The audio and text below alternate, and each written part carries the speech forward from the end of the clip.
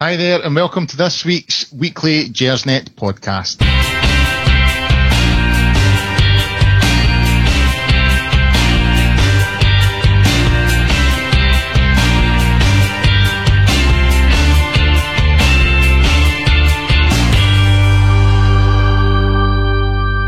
Hi there, and welcome to the latest instalment of the Gersnet weekly podcast, and what has been a very frustrating weekend, losing a last-minute goal and dropping the points at Motherwell. We'll go through all the major talking points and see what went wrong today. Also, we'll be looking at the UFA game on Thursday. Obviously, we got the result there last week, 1-0. We go there with a 1-0 lead, get through this, and we're in the group stage. We'll have a wee look at that. And then it's a big one next week. The Old Firm returns. We're over to Celtic Park, so we'll have a wee sort of preview of that game. Also, joining me this week is a Gersnet podcast stalwart, an almost legend, I would say, David Tomlinson, or as we like to call him around these places, Pete. How are we, Pete? Yeah, doing fine, doing great. Doing fine. Yeah, didn't enjoy the result today, obviously. That was... It was going so well up until the last 30 seconds again. So near, so far. I know. It was a bit of a gutter. But hey ho, we move on to the next time. We learn from it and move on. Where have I heard that before? Anyway. And joining us for his debut in the Gersnet podcast is Alistair McKillop, someone I know quite well. How are you, Alistair? Well, I'm okay as well. I think by the sounds of you two guys, I'm going to have to be the cheery one tonight. Oh, come on, I'm sounding okay. You guys are sounding very downbeat. But no, it was another disappointing finale today. So. Bit of a kick in the stones again, but yeah, I'm sure we'll recover. I'm sure we will. Aye, well, hopefully next week we'll do it. Aye. Moving straight into today's action, obviously Motherwell away. Final result was 3-3, which was a wee bit disappointing. Got off to a horrendous start. I don't think you could blame Goldson, but it's just one of these things. He slipped, and all of a sudden we're 1 down. We were chasing our tail a wee bit, got back into it, and at half time, 3-2 up. I thought we'd go on in the second half and do quite well, but it never quite materialised like that. Pete, coming to you first, what were your thoughts on the overall performance? Well, it was a game of two halves, wasn't it? The first half actually played quite good, although we fell behind twice. As you say, the goals and slipping for the first goal, maybe couldn't do anything about it, but I don't know. The Rangers players, seemed to be quite a few of them slipping. And I didn't see Motherwell having, I don't know whether it was a stud choice or something like that maybe Rangers made a lesser choice. But the goal I couldn't do anything about. In general, I think at the end up Motherwell deserved, for Rangers' second half performance, I think Motherwell deserved a draw. But we really need to learn to play out these games. As you say, it's the second game against Aberdeen the last minute, and then against Motherwell now in the last minute. And, we'll go and talk about other things a little bit later. The general roundup is disappointing. Just the total lack of football in the second half. We just didn't play any football at all. And I was really thinking Gerrard will be giving them Wildy in the dressing room at half time and they'll come out a new team. But it didn't seem to go at that. So that's it, off roughly. I think the way we came back into it was happening. I think we showed a lot of spirit. Motherwell, what we expect from Motherwell, quite committed. But the second half performance, again, I think you're right. I think we went middle to front too often, didn't go through the middlemen at all. Invited in, I thought we sat a wee bit too deep at times as well. I don't think you can blame Goldson for the first goal at all. I think it's just one of these things you can't legislate, but it just happened. One thing you can legislate for Alistair is the formation, and I was a wee bit surprised with Steven Gerrard's 3-5-2 formation today. What about yourself? Did you think that was the best way to start the game? I don't know about the best way, but I wasn't necessarily that surprised. I think there's been a lot of talk of it, particularly since Barisic came in. I think a lot of fans were kind of eager to see how we would play in that formation with with Barisic going down the left and Tavernier having a more kind of attacking role on the right-hand side. I think it probably made sense as well now that Lafferty's in. That way you can utilise both Morelos and Lafferty up top. And I think Tav and Barisic did okay in an attacking sense. I'm sure we'll come on to talk a wee bit more about Tavernier because obviously he was kind of culpable for 2 Motherwell goals this afternoon. But No, I mean, I think we have to remember as well that was the first time we'd been playing in that formation. It did get us 3 goals. We scored 3 goals today, and Morelos wasn't even in amongst it, which I think is positive, because I think we've been looking like we were kind of struggling for goals and from other players. I mean, I don't think we probably won't be seeing it on Thursday afternoon. I think we'll see it on Sunday, but I think it's probably given Gerrard some things to think about. I thought Goldson looked off it today. It's the first time I've really looked at him. I thought he looked quite nervy all day. It's the first time I've really seen that in his performances, and I just wonder if it was going to a 3 that kind of knocked him off kilter a wee bit. I thought we came back well. I think you make a good point about Lafferty, and I was sort of thinking at half time we've scored 3 goals and Morelos hasn't scored yet, so I had a belief that there was another goal in us and it might come for him, but I do wonder about 3-5-2, and I don't know if I would be keen to go with that next week, if I'm being honest. I would maybe want to go back to a 4-5-1 maybe for next week. The 3 just, I don't know, it just seemed to upset us today, but we'll see what happens. It did a wee bit, but as far as Goldson goes, whether his confidence was, or the way he played was affected by playing in a new formation, or whether it was affected by that early mistake, which has already been mentioned. And a mistake's probably a wee bit harsh. He slipped on a wet surface. But yeah, obviously Goldson and Katic they formed a very effective partnership quite early on in the season. So it is a kind of gamble if you're going to disrupt that. But I mean, Flanagan's played okay, I think, when he's been in, particularly with the European games. I think he's been, he's not been spectacular, but he's been solid, particularly defensively. So it wasn't a huge gamble, and I think you probably have to take into account, as I say, the slip and the error for the first goal really early on in the game. And I think that's probably knocked Goldson's confidence. Coming to you, Pete, we spoke a bit about this on the pod last week, and he's come up before in terms of his defensive capabilities. As Alistair mentioned there, Tavernier was sort of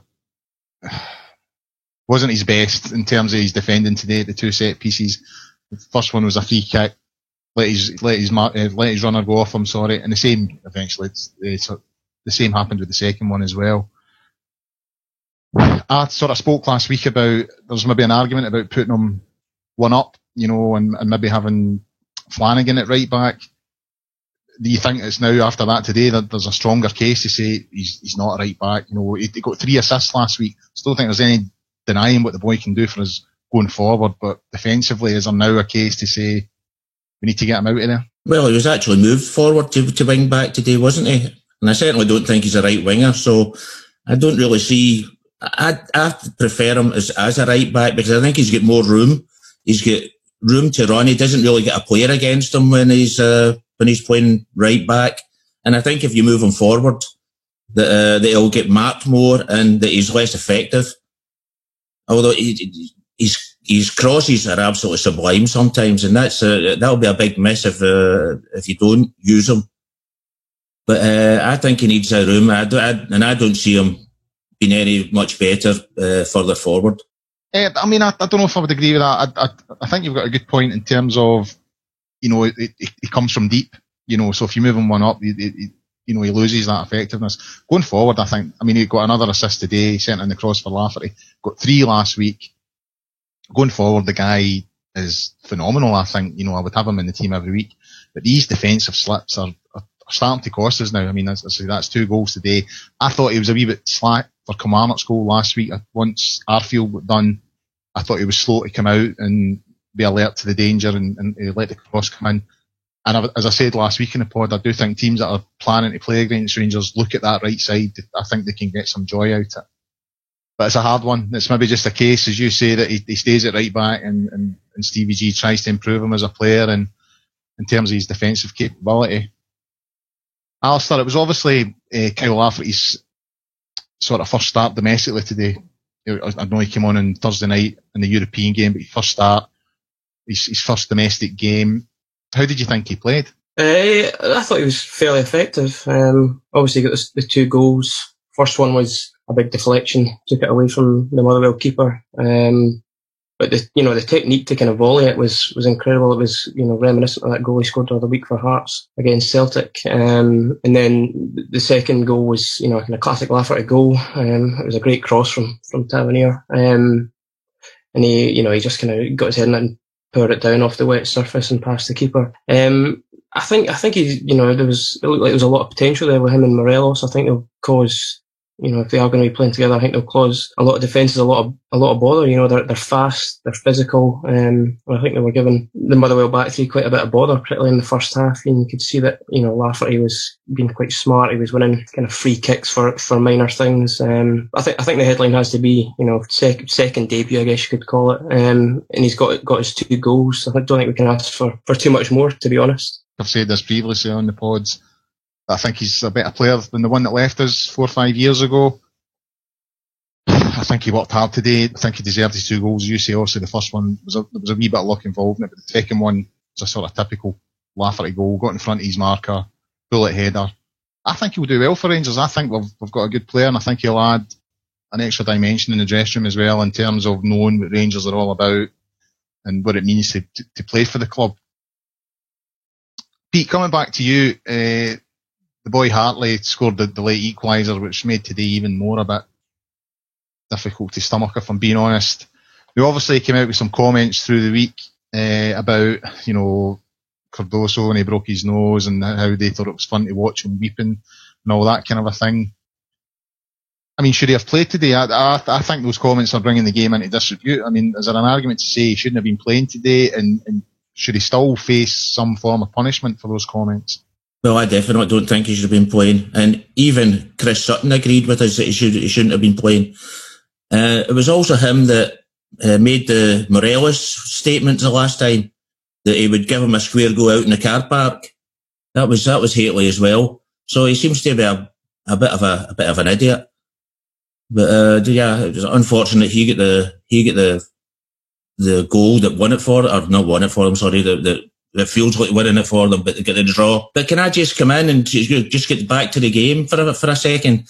Barisic, what a game he had, and the crosses he pulls in are absolutely brilliant. And for me, he was up. I think Lafferty probably gets man of the match for his goals and the way he played. But Barisic must have been up there until he went off as well, because some of the crosses were just sublime that he was putting in.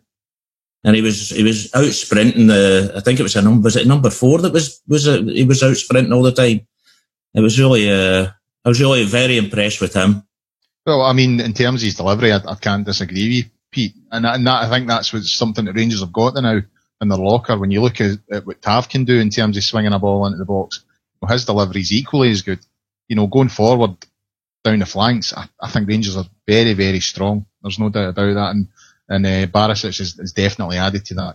Having 2 people, you saw it with the third goal, with Ajaria's goal, the way he got up the park, and the pass actually, it was a difficult pass to pull off, the one that he put into Ajaria.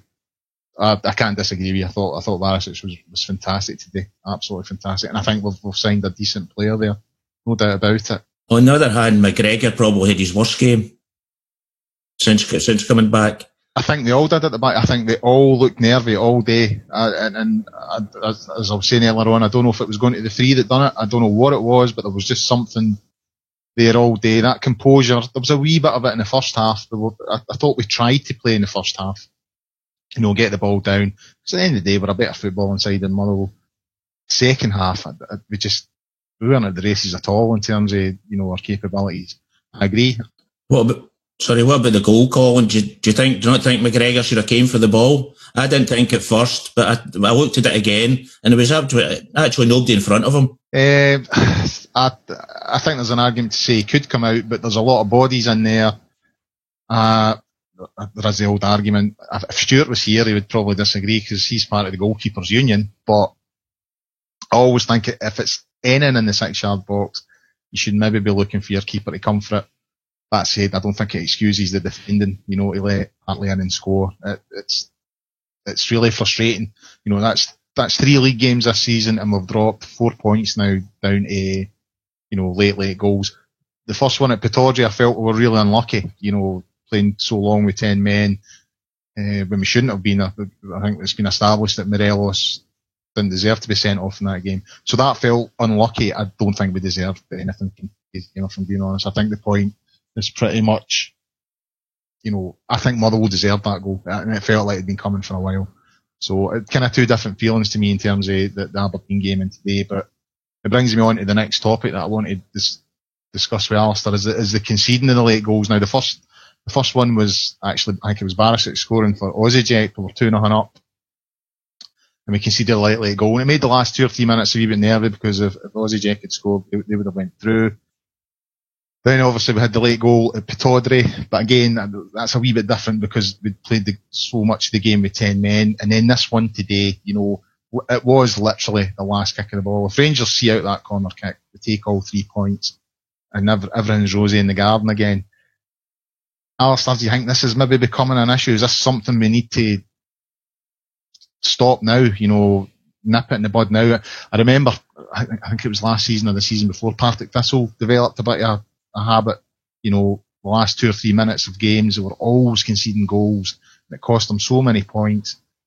Should Stevie G be worried about this? Is this something he needs to nip in the bud? I think it is disappointing the manner that we've lost the goals up at Pittodrie, and then again today, it's one thing to kind of draw a match if it's been level for 15, 10, 20 minutes, whatever, but to concede the equalisers really late on, and it was as we said, the last kick of the ball or the last header of the ball today. Whether it's a trend that we need to worry about, I'm not so sure. I think we need to kind of try and retain a wee bit of perspective. I think we need to remember how many clean sheets we've actually kept this season. It just so happens that, it's 2 of the goals that we have conceded, 3 if you count the Osijek one, but that didn't really matter a great deal. 2 of the goals that we have conceded have just been, really painful ones at the very end of games. I suspect Gerrard will be talking to the defenders, talking to the team, and emphasising the need to maintain concentration until the full-time whistle. Then again, I think we could probably be asking questions about the decision to bring on Lee Wallace just before the corner was taken. Slightly strange, or a very strange decision, and I don't think Gerrard justified it particularly well after the game. But I think when you're right at the end like that, it doesn't take much for concentration levels to drop, and you can find yourself in bother. But as I say, I think maintain a bit of perspective, just drill it into the players that they need to concentrate until the end, and remember that we've been doing a terrific job this season generally in a defensive wise, and we have kept a lot of clean sheets. Right, moving on, we'll look towards the game on Thursday in Russia against Ufa. The game last week, we go there with a 1-0 lead thanks to Golson's goal last Thursday. So a wee look at that and a wee look at the game coming up. Alistair, I'll come to you first on this one. Did you see the game on Thursday, I'm assuming? Yeah, I actually made it along. Got my permission slip signed, and I was there. Like you. You're on. I know, madness. I know. So what were your thoughts on overall performance on Thursday night? I thought we were very good. I thought it was another one of those professional, mature performances in Europe that we've been hearing about this season. As far as 1-0 victories goes, it was probably as dominant as you're likely to see. They didn't really create an awful lot at all. There was the chance at the end of the first half, just after we scored our goal, and McGregor pulled out a good stop, and there was another chance just towards the end. I thought they'd actually scored. The ball just kind of squirmed past the post. I thought we were very composed. I thought Ryan Jack and Ejaria were both terrific, actually. Ryan Jack's just incredibly neat and tidy. He gets stuck in when he has to, but I think his main strengths are kind of taking the ball in tight situations. He's got fantastic control, and then he can kind of just move it on quickly. And I think that was probably Ajaria's best performance for us. He looked like he had his tail up, to be honest. He was, coming back. He was taking the ball off to the defenders. He was looking like he was wanting to take on the players, and he was kind of making really useful runs, forward runs. I thought he was excellent. The 1-0 I think is going to make for a nervy return leg, to be honest. But I think we're in a good place if we're kind of disappointed after a 1-0 victory in Europe, thinking where we were in the very recent past. I think that's just a sign of how far we've come under Gerrard in such a short space of time. I think I'm kind of the opinion now that even a 0-0 at home, as long as you don't concede that away goal, I think it gives you a really good chance in the second leg. So hopefully that's the case. Coming to you, Pete, do you think the one goal will be enough to get us through? Do you think Rangers will need to score over there, or how are you feeling about Thursday? Well, I think it would be great if we could get an early goal. It would put the tie probably out of distance of UTFA. Then they would need 3. They actually had, when they were here, when they were at Ibrox, I counted that they had about 4 chances. The guy, McGregor saved one with his feet. Then a few minutes later, another guy put it over the bar, high over the bar. That was the 2 best chances. Other chances were a sort of a half chance with a player at the back post, and there was another one which I can't really remember at the moment. But if we play the way we play today, then we won't. That's for sure. So, but I think we'll move back to a back 4, and I would take it that hopefully that Goldson is back to himself. I don't know whether he had a knocker today or something, or what you say that the sort of a mistake in the beginning put him off. But hopefully he'll get back to his own self. And you don't really know from UEFA. They just come out to defend on Wednesday. Thursday. So we couldn't really see what they would do in an attacking sense. And as far as I've sort of been reading about them, they're not really that great in an attacking sense. So I think that'll be the great thing would be to get an early goal and put the tie past them. I'm quite hopeful going into Thursday night. I mean, these things we've experienced not so long ago. You know, some of these lesser known teams can bite you in the bum sometimes, but I think if we perform at the level of performance we've displayed in the European game so far, I think we might have enough just to get over the line and get into the group stages. If we do qualify, Alistair, do you think the squad's big enough and good enough to compete on a domestic front and the European front? You know, is there enough players there? Is there enough depth in the squad to deal with the sort of, because obviously it'll knock things back to the Sunday. You know, we'll have a lot of Sunday games. You know, with travelling, the Europa League can sometimes take you to the most horrific places. You know, they'll be in the far end of nowhere. You know, that's going to have an impact in the squad. Do you think it's big enough as it currently stands?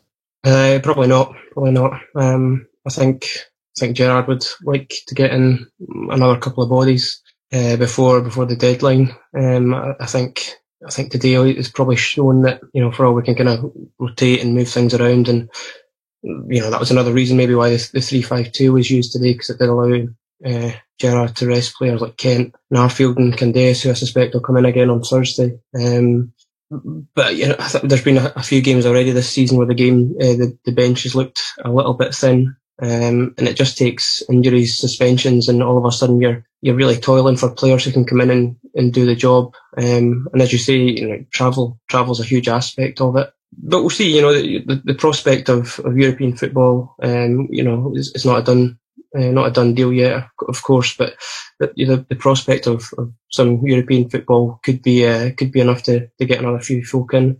We also have the likes of Jordan Rossiter possibly coming back soon. I think he'd give us a huge boost, just another option in central midfield. But I think we could definitely do another couple of bodies, to be honest. Yeah, I think you make a valid point there, Alistair. I noticed just before we came on here tonight that Rangers have been linked with Ryan Gauld, who's currently at Sporting Lisbon. So it certainly seems that Rangers are in the market for, you know, at least one more player.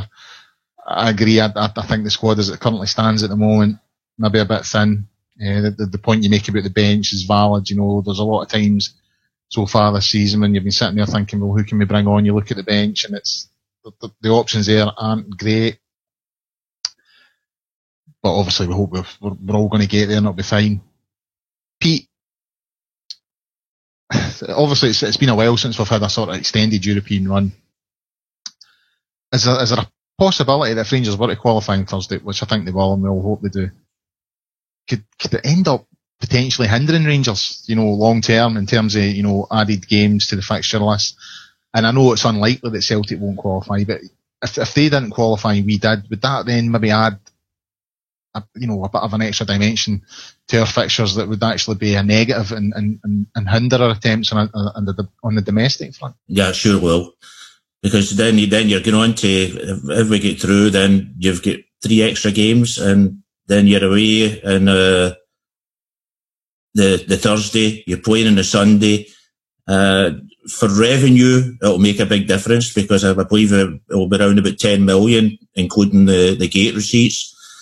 So that way it will make, we can bring in players probably if we get that. But the thing is, with that, it would mean leaving everything to Friday before you start bringing in players.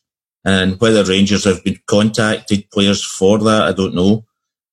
But I think it will make a big difference. And if Celtic don't qualify, then I think it'll be an advantage for them, because then they can rest players, and they'll move to a Wednesday or to just a Saturday fixture list, which is far easier, obviously. Far less strain in old legs. My legs are feeling old these days, Pete, I can assure you. The sort of example that springs to mind with me was the Victoria Žižkov one. You know, Rangers went out early, I think it was 2002, 2003. They went out sort of early doors to Victoria Žižkov. Celtic went on and reached the final in Seville. And I think that helped. We ended up winning the treble that year. And I just think towards the end, for sort of February, March onwards, it was obvious that Celtic were running out of steam a wee bit. You know, they just had too many games on too many fronts. You know, and that's kind of what I'm thinking about here. I'm not suggesting that, you know, we're going to have an extended run and reach the final, but even just from here until Christmas, Celtic were to fail to qualify, which I don't think will happen. But, you know, all of a sudden, something that's supposed to be a bonus, you know, getting into, you know, the group stages of European competition again, all of a sudden starts to look like a hindrance, because as you say, it's Thursday, Sunday. There's every chance that Celtic will be playing again on the Saturday. So if they win, it puts extra pressure on you on the Sunday. So I'm just kind of hoping that Celtic do qualify now, because if they don't get through and we do get through, I kind of fear for our ability to battle on so many fronts with the current squad. I actually think Celtic won the league as well the year we had to play, what was it, in 10 days we had to play a whole high number of games as well. So I think that went that way as well. Yeah, and it does. I mean, it's undoubtedly a positive to be playing European football again, but it does come at a cost. You know what I mean? I know in terms of income and all the rest of it, you know, it's 2 million from UEFA just for qualifying. You get X amount of points, and then there's the gate receipts and all the rest of it, and the sponsorship that comes with it that you spoke about, Pete. So in terms of the income, it's great. You know, the money's pouring through the door, but it comes at a cost in terms of what you're asking your players to do, and it undoubtedly catches up in them. I think the good thing is, though... Sorry, when you go... I was just going to say, I think the good thing, if I can label it as such, is I think this is all hypothetical. I think Celtic will probably do the business on Thursday. They've got the away goal, and I think probably be too much for the Lithuanian side. Yeah, I would think so, unless they want to chuck it, you know. I'm not suggesting that that's happened at Celtic Park before, you know, maybe in the last game of the season, you know, last year when Aberdeen sprung a surprise victory out there behind, but we'll not go into that. Coming to you now, Alistair, you mentioned Ajaria earlier on there about his performance on Thursday. I thought it was probably his best game in a Rangers jersey, and I thought he played quite well today as well. Do you think he's turned a corner then? Because up until this point, I'd heard a lot of fans, most fans I'd spoke to or saw on social media, big question mark about the boy, about whether he was up to it or not. But I thought on Thursday he was outstanding, and I thought today he played really well as well. Yeah, I think he was very good on Thursday, actually. Yeah, I mean, you're right that there was you could kind of, there was the wisps, wasn't there, the potential that Ajaria was going to become the season's whipping boy. But I mean, we're always just really quick to pounce on players if they're not kind of living up to what we think they should be. But he was very good on Thursday, as I said.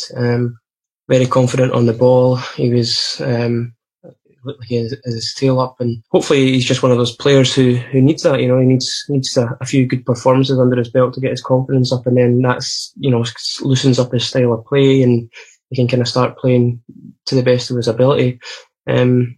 It would be good because I think he could be a huge asset for us. We've already spoken about the kind of the pressures on the squad, and I think he gives us something a wee bit different. And he did really well with his goal today as well. It was a terrific ball in from Barisic, but he did really well to control it. And for all you can say, the keeper probably should have done better. He did Ejaria did well to kind of create the space for himself and get the shot away, and he got his reward with a goal. So hopefully that's him. He's going to be a useful asset for us, and be kind of creative and give us some options in the middle, particularly if Koulibaly's going to be out for a little bit longer. I actually thought Koulibaly could have made the difference today. I think we underestimate how much we're missing him at the moment. And I think it showed today in that type of game, that kind of, because as I say, Motherwell are just hammer throwers really, aren't they? They are what they are. They're honest about it, but I think somebody like Koulibaly would have made the difference today. I agree with Ejaria as well. I thought he took his goal very well.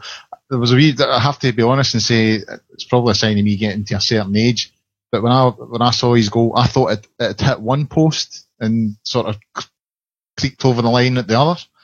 And it wasn't until I saw the replay so that the keeper had made a bit of a hash of it. So signs that I'm getting older, Alistair, and can't follow things anymore. No, to be honest, I thought the same. It was it looked the main camera angle. It looked slightly strange, but it obviously kind of come off the keeper's arm and went a completely different direction. It did look a bit strange. So I'll give you a pass on that. Okay, right. I think you're just saying that to make me feel better about myself. Actually, all I can tell you is my son was sitting shaking his head when I told him what I thought had happened. But anyway, Pete. Obviously, we've not been in European football for a while now, after all the financial problems that we've had. In terms of the recovery of the club, how big a step would it be to get back into the sort of group stages of a major European tournament again? Well, I've already said financially it will make a big difference. I think Gerrard will probably, he's sitting home, he's holding his hand out to get a big wad of cash in his hand, I think, on Friday, because I definitely think he'll bring it if we do qualify. I definitely think we'll bring players in the last day. But the club just needs money, doesn't it? If we want to get on anywhere near Celtic, then we're going to have to invest. You won't bring success back to Rangers by bringing in players from Hamilton Accies, or you need to go to more expensive players, and that's no. I think Doherty will make it, by the way, in the long run. But don't mind bringing in young players from these teams. But if you want to really put in challenge with Celtic and put in longer runs in Europe, then you've got to bring in better class of players. The image of the club has been sort of tarnished quite a bit over the last few years, because we've just not been on that sort of top stage anymore. We've been down in the Brecons and the Montroses and the Forfars and all that kind of a thing. And I think, for a lot of people out with Scotland, when they start seeing Rangers' name popping up in European tournaments again, I think they'll start, Rangers, they're back where they belong. So I think for the prestige of the club, it would be great to get there as well. And I just hope they do it. Moving on to the final topic of this week's podcast. It's the big one on Sunday at Celtic Park, the Old Firm or the Glasgow Derby, depending on which side of the fence you're on.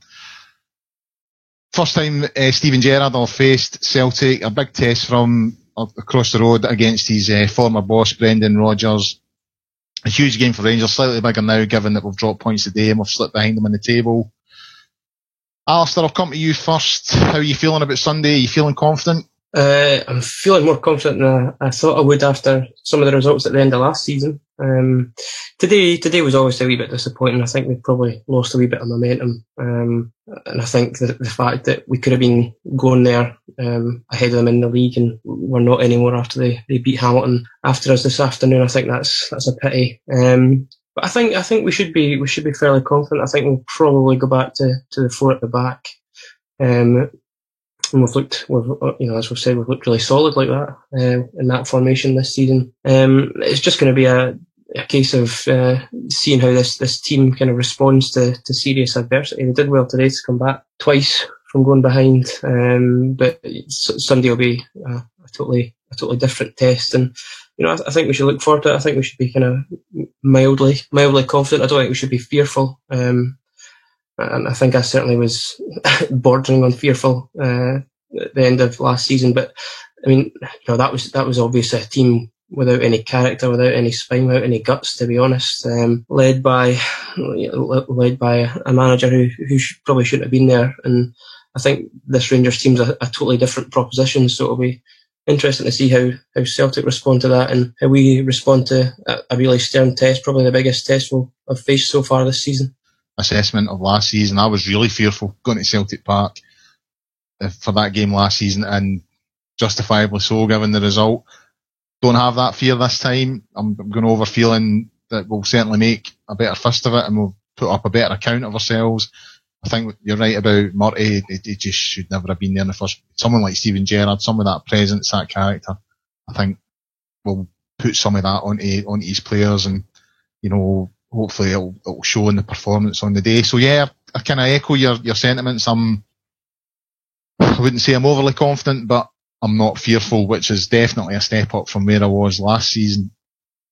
Pete, in terms of Stevie G, Alistair sort of referenced there that I think he'll go back to a back four away from the three at the back that he went with today.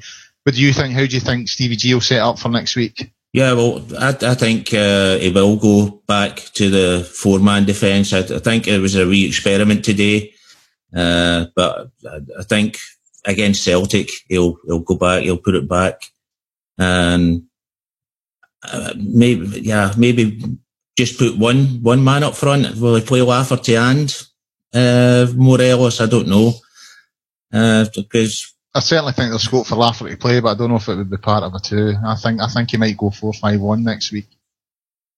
Yeah, that's possible. And whether Morelos comes in or not. I was actually watching the UFA game today again, and I was watching the Morelos heading a ball, and his timing is absolutely terrible. He seems to let the ball hit his head and then flicks it, because it showed you in slow motion on the picture. And I even think the goal that we got with the keeper dropping it, I think if Morelos had timed it properly, the keeper would have probably saved it. But anyway, that's when Morelos is up front, he takes a lot of pressure off the midfielders and the defence. His hold-up play is absolutely brilliant. And the Celtic defence at the moment is absolutely shocking, really. Although I believe Boyata came back in today and scored. I don't really follow them, but I sort of looked it up quickly there. And but the only really decent defender they've got is Tierney. And I've sort of heard somewhere that they're even thinking of bringing in McKenna from Aberdeen. But whether he'll improve them or not, I don't know. So that's the way they're sort of going. So he might be in the starting lineup against us next week. And Boyata could be away, the way things are going. There's strong rumours that John Terry might be on his way to Celtic. That's the last I was hearing yesterday on Twitter. A 38-year-old, I don't know how we would fare against him. I would be fairly confident that Morelos could give a 38-year-old John Terry a decent fist of it. But I agree. I think defensively Celtic are that's probably where they're most suspect. And again, quite hopeful, not confident, not saying, we're going to go in there and batter them and all the rest of it, but I'm certainly not fearful of it next week. I think if we set up properly, I think if we sort of nullify the crowd, I think, that might have an impact. If we get through the first 10-15 minutes and sort of kill the atmosphere, then you never know. Alistair, yesterday I was talking to some of the dads at my son's football, some of the sort of fellow Rangers fans, and they were all really confident about next Sunday.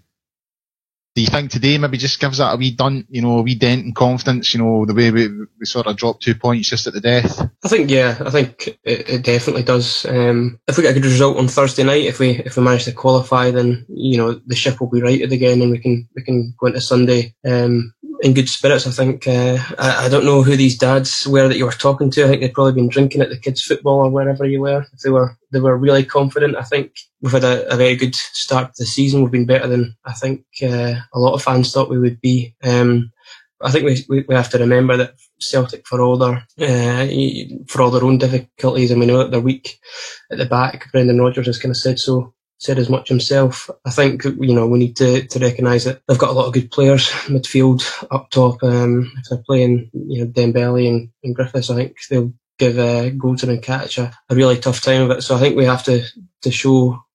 Well, I think we have to prepare properly and not get overconfident. I think Gerrard will probably prepare the team correctly. I've got every confidence he'll do that. But they're going to be the home team. There's not going to be many Rangers fans there to back us, and I think it'll be a stern test. As I said already, I think it'll be by far the toughest game we've had this season so far. You mentioned the small allocation there. Is that going to have an impact in the game, do you think, having only 800 supporters there? I think potentially. I think if you're a Rangers player, in times past, it probably made a big difference having that contingent down in the corner there. I mean, they're going to be entirely drowned out unless, as you said, Rangers can silence the crowd in the first 10, 15 minutes or whatever. I think that the impact that the Rangers support will have will be pretty negligible, unfortunately. It's a wee bit of a shame. I understand why we took the decision we did, and I also kind of understand why Celtic felt that they had to do the same. But I think it will inevitably change the atmosphere both at Celtic Park, and then when they come to Ibrox, I think the atmosphere will be different from what it has been. I do think it could have a bearing on the results at both Ibrox and Celtic Park. Pete, in terms of, I mean, we all know Celtic have had a few troubles of late. We still have to give them a wee bit of respect, I suppose. They're the champions of Scotland. They are the benchmark, as they say, and all that kind of thing. Is there anyone in that team that you particularly fear and think that we need to be on top of next week? Well, the one player that I always think plays good against Rangers, and I'm always a bit frightened of him, is this Australian guy. Is it Rodic or something you call him? Rogic. That's the man I fear, I must admit. I know you've got your Dembélés and your Lee Griffiths and all the rest of it, but I think he does us a lot of damage. He scored some crackers against us, unfortunately, in the past couple of years, and yeah, he would be apart from obviously kind of Dembélé and Griffiths up front. I think he's the one you have to be kind of most concerned about. So how do we nullify him, Pete? Well, I think a lot is maybe Ryan Jack. I think he'll be sort of a need to get near him. I think he'll need to get him, because El Jari, I don't see him sort of a nullifying him. No, I would love Koulibaly to come back, because I think he would be the real answer. And as somebody said, I think he's really a big miss. And on the wing, on his day, kind of a good day as well, I'll call him the lost neck monster, Forrest. On his day, he can be a cracker. So, but he doesn't really do it against Rangers very often. Well, I mean, he done it in that last game. He scored the third, didn't he? But aye, the lost neck monster. That's a new one on me, Pete. I must admit, some comedy gold there. That's why we're an award-winning podcast. Coming back to you, Pete, if we come away on the back end of a sort of disappointing result, how important is it to maintain a level of perspective on how far Rangers have come under Steven Gerrard? I don't think it's vastly important in the grand scheme of things when you're talking about the full league season. I mean, there's quite often the team that wins the league comes from a place from about 6 to 8 points behind. That happens quite regular. Obviously not for us the last 6 years, but that happens regular. And I don't see in the grand scheme of things. I mean, I think we've got to look at it. We should have beat Aberdeen. We should have beat Motherwell. And we had won 10 in a row before that or something like that. So I don't, in the grand scheme of things, I don't think we should be. I mean, it's only 3 points. If you lose 3 points to Hamilton, or it's just as bad as losing 3 points to Celtic, it's 3 points in a way. So as I say, in the grand scheme of things, I don't think it's in. I think we'll improve as the season goes on. And I think we're going the right way. So let's go. Quite right, Pete. I like that wee bit at the end there, that wee Stevie G reference. Quick question for both of you before we wrap this one up. Result predictions for next Sunday, Alistair? I think it'll be a draw. A score draw. I think I fancy Morelos to finally do a wee bit of business against Celtic. So go for a 2-2 maybe. 2-2, a Desmond. What about you, Pete? What are you thinking? No, I'm going to go for Rangers win. Rangers win. That's what I like, Pete. That's what I like. it goes against my heart to even say a draw. No, I really do think we've got a good chance to beat them this time. And I think the midfield battle will be sort of the big issue. Whether Jack can outdo Rodic and Bruni. Yeah, I think that's going to be the big. And as I say, it's a shame Koulibaly's not there, because Koulibaly I think he would have ran the show. Yeah, I was going to say exactly the same. I think if we could have Koulibaly in there beside Jack, I think that would be fantastic. I think that gives us a really good, solid platform. A foundation, yeah. I think there's still a chance he can make it, though. I mean, I don't think it's been announced that he's not going to play, so I think there's still a possibility that Koulibaly could be there. I think the longer the game goes on, if it's not going Celtic's way, then I think we might find ourselves in a really good mood doing the podcast next Sunday. Here's hoping. Koulibaly's back in training, is he not? I thought he'd done a week's training already. Yeah, I think he's back. I think there's a good chance he'll play. I think there's a good chance he'll play on Thursday. Yeah, well, that'll be two weeks training he's had, so I can't see why he wouldn't be back. I mean, even although he's been out for 2 or 3 weeks, he's a professional football player, so that basic fitness, he'll have that. It's just getting up to match fitness. Well, what better place to get it than next week? Right then, and before we wrap things up for this week's edition of the Gersnet podcast, we'll have a quick Sevco of the week. It's coming from myself. The other two guys have come up with blanks. I don't know if our good friend Matt McGlone, who's always trying to look like Morrissey, let's be honest, as you know, with that hair. I noticed today, I don't follow him on Twitter. He's actually blocked me on Twitter, but someone posted a photograph of one of his posts today of him celebrating on a beach in Spain when Motherwell had scored their equaliser. Now, I don't know about you guys, the listeners out there, all you fellow Rangers fans, but if you're on holiday with your family in Spain, is anybody watching Celtic? I know I'm not. I'm not interested if they're playing if I'm not in Spain, but if I'm in Spain, I'm certainly not watching them. So Matt McGlone on a beach in Spain celebrating Motherwell's goal. There you go. You should go and build some sandcastles so the resident Rangers fans can come and kick them down. I would pay to see that, Alistair. I would pay to see that. In fact, I would actually do that. I would be the guy kicking the sandcastle over, because when it comes to Matt McGlone, I cannot suffer him. But anyway, right, that's enough from us this week. Please, if you've enjoyed the podcast, get the word out there, share it with all your friends on social media, tell everyone all about us. Big thanks to Pete and Alistair on his debut. Well done, Alistair. It was an impressive debut. Big thanks to our audio engineer, Graham, who will turn the stuff that we've done into something audible. The next show is next week. I'm not sure who's hosting and who's appearing on it next week, but certainly it'll obviously be the Celtic game, so get on that. That'll be an excellent show. In the meantime, get onto the Gersnet website. There'll be match previews, loads of stuff to talk about. There's the forums as well. You'll get that at www.gersnet.co.uk. Go on there, lots of good chat, lots of good people, excellent fun and all that stuff. Until next week when we'll be covering the Old Firm game, thanks and we'll see you later.